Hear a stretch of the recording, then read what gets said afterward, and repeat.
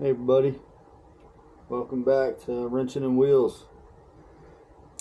I got a new tool, Bestarc plasma cutter, and I'm going to be doing the unboxing for you guys, show you what's in here.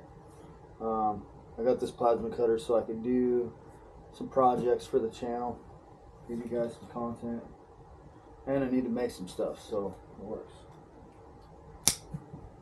There we go.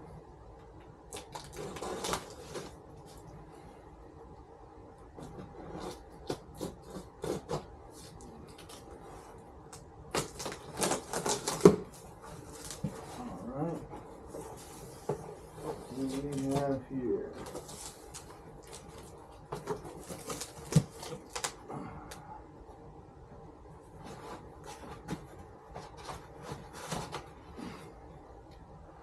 It's a Gerber knife, by the way.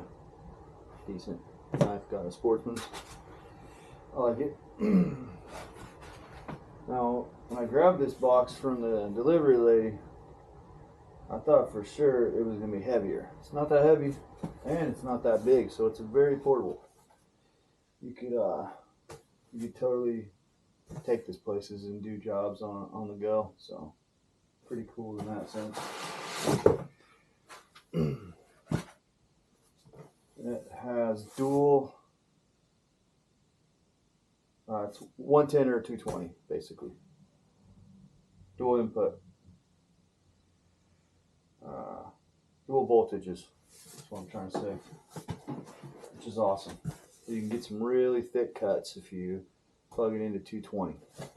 I think up to 1/2 inch with 110 at 35 amps. There's an amp knob you can turn it up and down. I'm doing quite a bit of reading up on this thing. I'm going to learn all about it when I knew it was coming in the mail.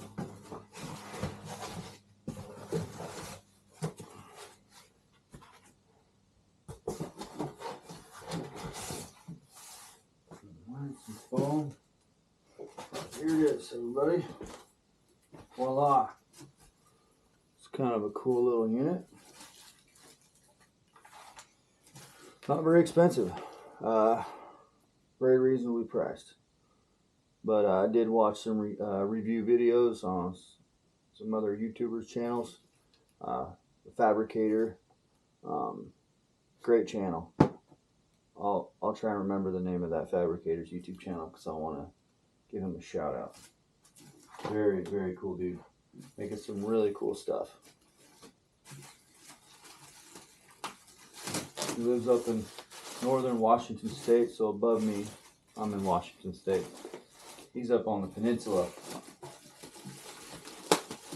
It's a nice little place to live up there.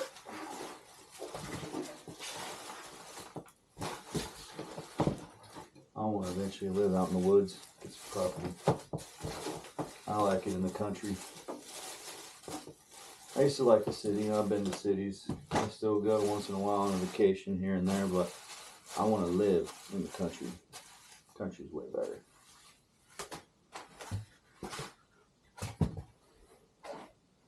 Privacy, room to gallop. Some land. You can get some animals. I want to get some animals. Maybe a horse or two, a goat, pigs, chickens. I don't know. One of everything, two of everything. So this is the other plug. This is how they get 110 and 220 with one cable. Has this adapter. You just plug it into the 220 plug, and at the other end, it plug into 110.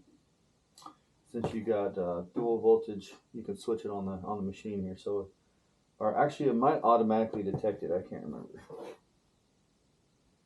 What was the unit that did that? It might have been this one. So it looks like we got some air hose. Takes compressed air to run one of these. For those of you who don't know, plasma cutter really isn't self-contained for the job and the purpose it's made for. You also have to have an air compressor that pushes up to 75 psi consistent. If it's the most your air compressor can put out and it's a little tiny one, it's probably not going to do very good at pushing a plasma cutter. You're going to need to get a bigger unit.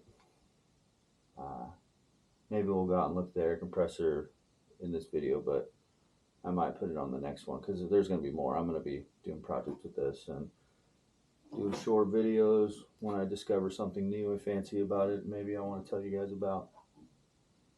Yeah. So we got the ground clamp. Not bad quality, really. Seems kind of nice, I guess. Well made. Doesn't feel chintzy. It's a fairly thick cord, I suppose. For the ground, plenty thick, right? Just have to get some extra consumables, electrodes and tips and whatnot. Some thread tape. And we got a gun. This is cool. This is safety. Flip it up before you hit the trigger. You can't just go and start roasting on accident, I guess. That's cool. That's it. A manual. Check that out. Oh, another thing you guys will need if you end up buying one of these plasma cutters. I had to order this separate. Send at the same time. That's cool. It's an oil and water separator. That's a filter that goes in line from between the air compressor and this unit here. All air compressors have a certain amount of moisture in the tank and sometimes oil too. And if you run your plasma cutter without a filter or separator unit, you're gonna go through tips, your consumables. You'll blow right through tips really fast. This part, this will get burnt up fast. Same with the electrode. I think this was $10 or something. Oh, maybe 15 or 16 bucks, but there you go. It lasts quite a while. I'll have to look up how long. I can't remember. This goes in line from the compressor to here. So yeah, I think I just replace it.